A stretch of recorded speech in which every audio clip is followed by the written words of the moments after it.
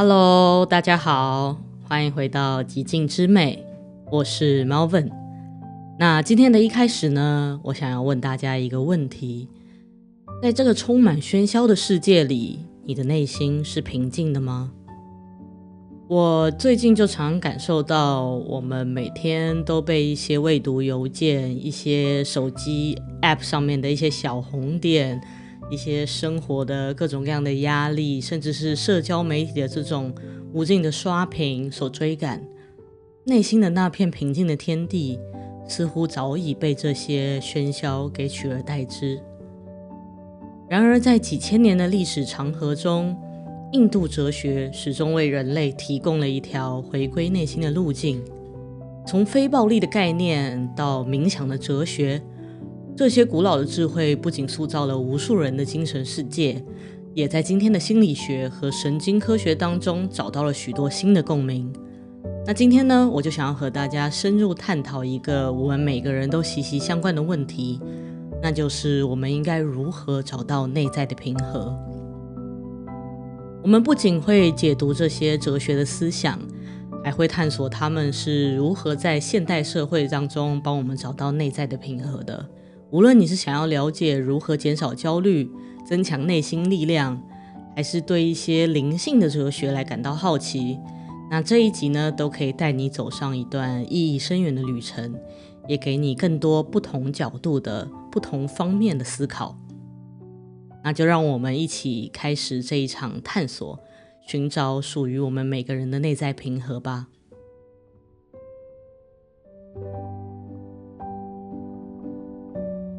首先我们来谈论一下非暴力的真谛。非暴力这个词呢，来自梵语，意思是不造成伤害的意思。然而非暴力并不仅仅指行为上的不伤害，它更是一种思想、言语与行为的和谐状态。在奥义书当中，非暴力是一种尊重所有生命的态度，认为每个个体都是宇宙的一部分。伤害他人就是伤害自己。在《婆伽梵歌》这本书当中提到，真正的瑜伽行者是视众生平等的人，他可以看到自己与万物的连结。这也意味着非暴力的根基在于理解生命的相互连接性。无论是职场战争、家庭冲突，还是网络上的一些不友善的言论，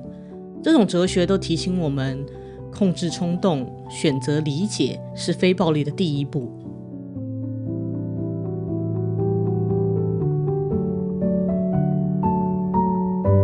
在《瑜伽经》这一本书当中呢，也给我们提供了一些实践建议。《瑜伽经》当中将非暴力列为5大戒律之首，认为它是所有灵性修行的基石。而另外4个呢，是不妄语、不偷盗、不纵欲、不贪婪。这本书当中还提到，当非暴力完全融入一个人的存在时，所有的敌意都将停止。他也说，当一个人完全实践非暴力的时候，他周围的世界将充满和平。这也提醒我们，非暴力它其实不是一个被动的状态，而是一种自我积极的修行。它需要我们在日常生活当中都时刻保持善意与同理心。那我认为呢，他提到的这一个非暴力的实践方法可以主要分为3个层面。第一个层面呢，是思想上的非暴力，它主要讲的是我们需要避免用一些负面的想法或判断来去伤害自己或者他人。而第二个呢，是言语上的非暴力，它希望我们可以用一些善意的语言来回应，即使是面对一些批评或者挑衅。第3个方面呢，是行为上的非暴力，它希望我们可以避免任何可能直接或间接导致伤害的行为，比如我们可能会对环境造成一些破坏等等。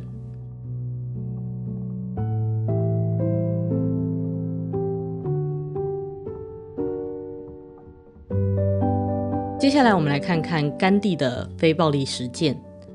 甘地其实是非暴力哲学的一个现代代言人，他的非暴力运动不仅仅是一种政治手段，更是一种生活态度。甘地主张通过爱与坚持来对抗不公平。他说，非暴力是勇敢者的武器。在印度的独立运动当中，甘地带领人民用非暴力的手段来进行抗议。比如在1930年的时候，甘地领导的10元进军是挑战英国殖民税收政策的一个经典的例子。他带领数千名民众徒步240英里，抵达海岸制盐，象征对殖民剥削的抗议。而在今天呢，非暴力也启发我们，面对冲突的时候，我们不是应该用仇恨来回应，而是应该用爱与理解来作为我们沟通的桥梁。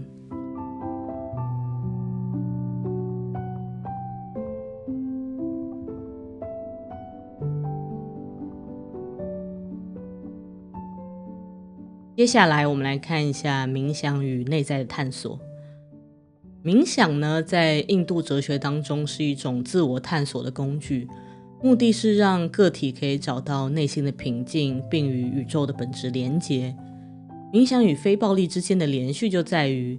冥想可以帮助我们控制内心的冲动源，让我们以更加平和的心态来应对外界的刺激。冥想可以减少我们对负面情绪，比如说一些愤怒或者怨恨这种比较执着的负面情绪的执着，来帮助我们在面对挑衅的时候可以选择克制，而不是直接的反击。而长期的冥想呢，也能够帮助我们培养更深的同理心，让我们可以理解他人的处境，从而减少以暴力方式来解决问题的可能性。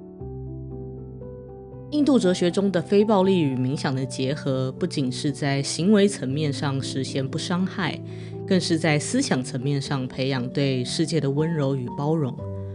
像甘地，他觉得非暴力的力量是来自于内心的稳定，而这正是冥想的目的。甘地也说过，只有当心灵完全平静时，非暴力才可以达到它应该有的力量。而康德的道德哲学呢，也与此呼应。他认为真正的自由来自于自律嘛，我们上一集有提到过。而冥想呢，其实正是一种训练我们内在自律的方法。伯切梵歌这本书当中也提到，当心灵专注于内在，超越感官的欲望的时候，静心者就找到了真正的幸福。他也提醒我们，真正的平和并非来自于外在的满足，而是一种内心的安定。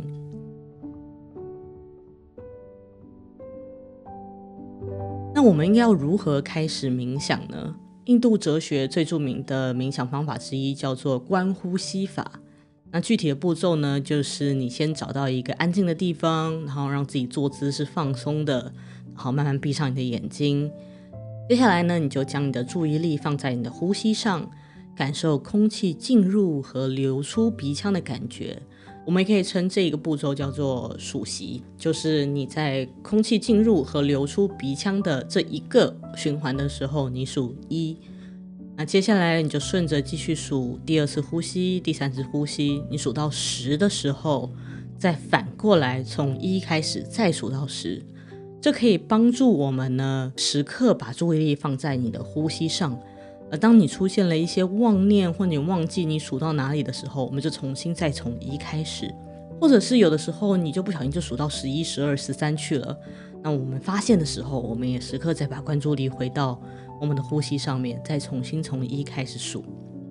这种方法呢，看似非常的简单，但它长期的练习呢，能有效提升我们的注意力，减少我们情绪化的反应，让人更能面对生活中的挑战。在佛教的这些冥想里面，我们也说冥想可以帮助我们遇到任何问题的时候，我们心先动，身体再动。也就是说，发生问题的时候，我们不是直接的做出一些行动来回应一些我们内心的负面情绪，而是我们先观察这些负面情绪和内心的感受，然后我们再选择做出回应。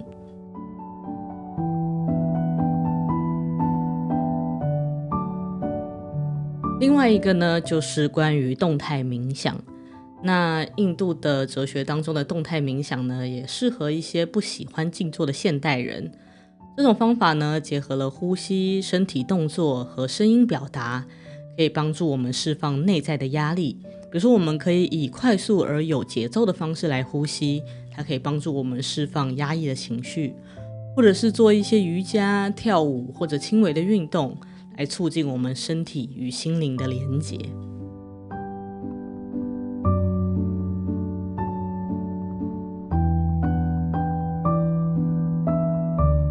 那我们有一些现代科学的发现呢，也可以回答一些问题，包括冥想是如何改变我们的大脑的。有很多科学都已经证明，冥想并不仅仅是一种放松的技巧，而是一种能够实际改变大脑结构和功能的方式。比如说，我们会发现冥想可以降低杏仁核的活动，而这部分大脑呢，是负责处理恐惧和威胁的反应。当杏仁核活动减少的时候，人们在面对挑衅或压力时，更能保持冷静，避免冲动行事。比如在一项研究当中，经常冥想的人在面对侮辱的时候，显示出更低的杏仁核活跃度，它也表现出一种更高的宽容和同理心。除此之外呢，冥想也能增强前额叶皮层的功能，而这部分大脑呢，是负责处理决策和情绪控制的。当这部分活跃的时候，人们更能够理性的思考，并选择一些建设性的回应。比如说，我们发现在长期冥想者让他在一个压力的情境下，我们发现他能够更快的平复心情，并做出更符合长期利益的选择。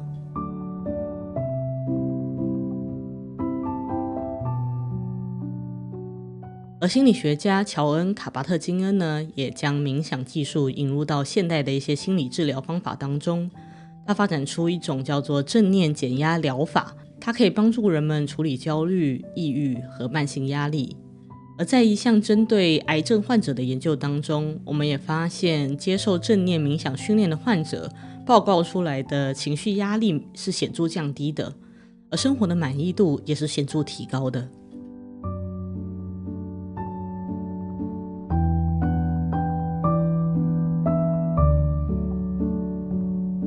接下来我们来看一些文学与艺术当中的内在平和。文学与艺术以其独特的方式帮助我们理解和感受非暴力与内在平和的深刻意义。从泰戈尔的灵性诗歌到电影作品当中对社会问题的刻画，这些创作都让我们更加具体地看到非暴力与内在平和是如何在我们生活当中具体的体现的。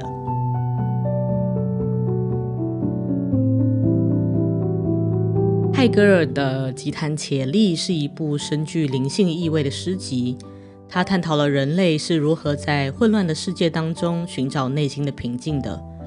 他在诗中写道：我将放下恐惧，将我的灵魂交给你，让我的生命找到宁静。而这句话呢，也揭示了泰戈尔对内在平和的核心理解，那就是只有当我们能够克服内心的恐惧和执着，真正的平和才能得以体现。在泰戈尔看来，每个人都是宇宙的一部分，与大自然和其他生命体相互联系。当我们意识到这种连结，内心的分裂感便会消失，取而代之的是一种无条件的接纳与宁静。而在当今充满竞争与焦虑的世界当中，泰戈尔的诗也不断地在提醒我们不必追逐外界的认可，而应专注于内心的力量。他的作品就像是一种精神的疗愈，鼓励我们去回归自我，寻找生命的真正意义。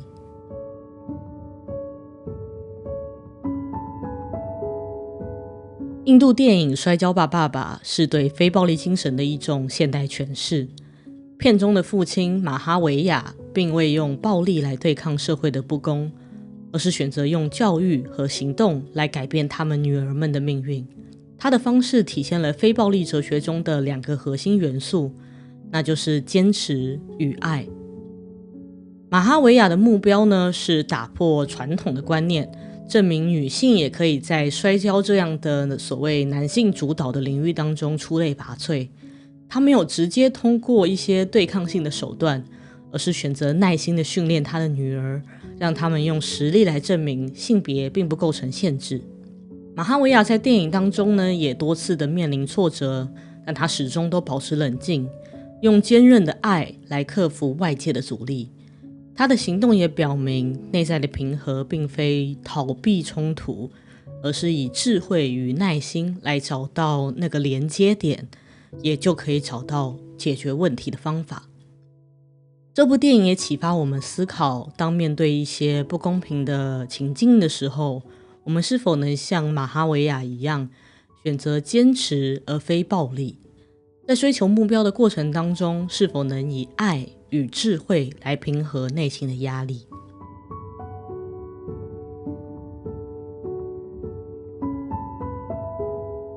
俄国作家列夫·托尔斯泰在《战争与和平》这本书当中，通过描写拿破仑战争中的人性，来探讨了非暴力的可能性。他的作品表明，暴力通常无法带来真正的和平，反而很有可能是进一步的加剧冲突。托尔斯泰曾经说过，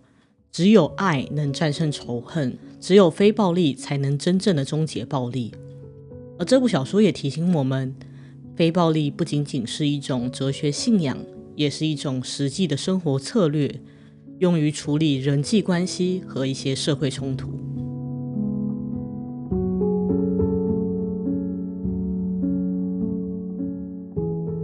尼尔·唐纳沃尔什的《灵性对话》是一部现代灵性著作，它以对话的形式探讨了人类的本质与生命的意义。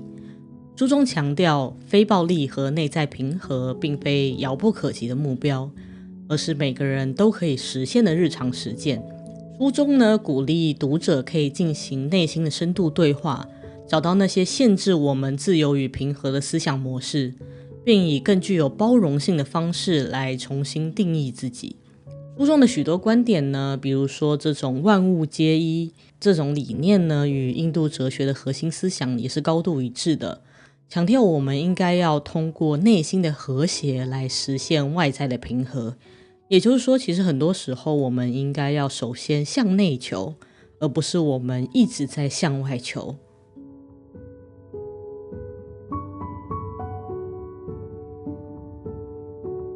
印度音乐大师拉维香卡的西塔琴演奏呢，也通过音乐来传达了内在的平和。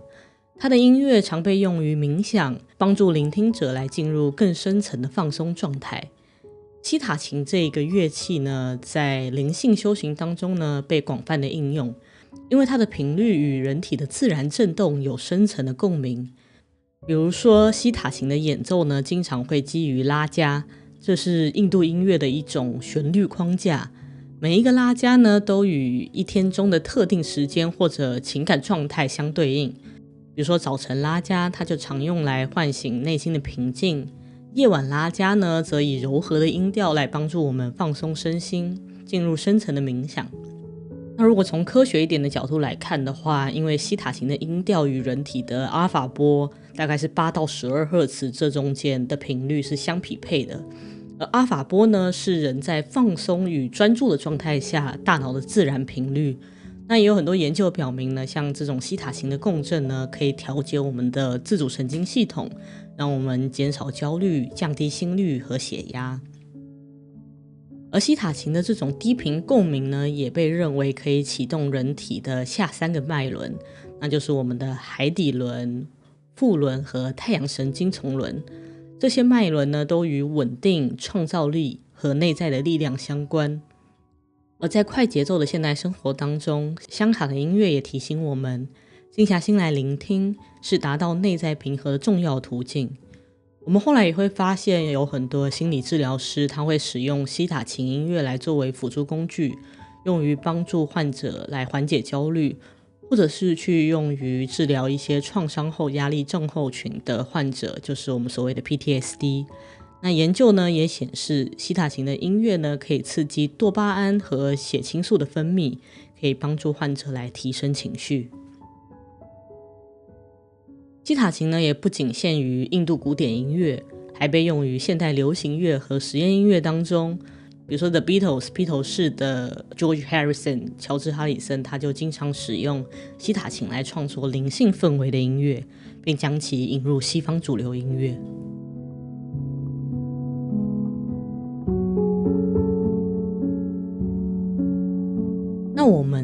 真正拥有内在平和吗？这个问题看似简单，其实触及了我们生活的核心。